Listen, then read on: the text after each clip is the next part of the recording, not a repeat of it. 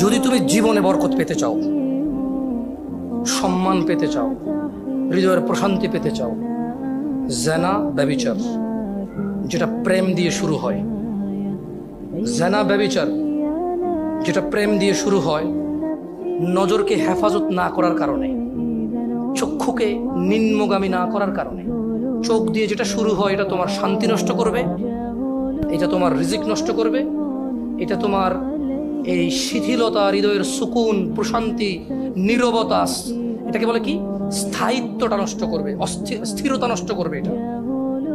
ছোট ভাই, তোমার প্রতি আমার নসিহত, তুমি কে নীল পড়ছে, লাল পড়ছে, কে ছোট পড়ছে, কে বড় পড়ছে, তুমি এগুলা মেজারমেন্ট করার দরকার নাই। তুমি নিচে নজর রাখো, হাঁটো। তোমার এটা জানারও দরকার নাই আজকে তোমার সামনে দিয়ে কয়টা মেয়ে কি পড়ে গেছে, তুমি দেখোই নাই। তুমি নিচে হাঁটো, যথাসম্ভব তুমি যতটুকু নিচে দেখে হাঁটা সম্ভব তুমি তোমার চোখকে হেফাজত করো। লজ্জাস্থান হেফাজত হবে, লজ্জাস্থান হেফাজত হলে তোমার হৃদয়ের প্রশান্তি নষ্ট হবে না ইনশাআল্লাহ। রিজিকের দরজা খুলে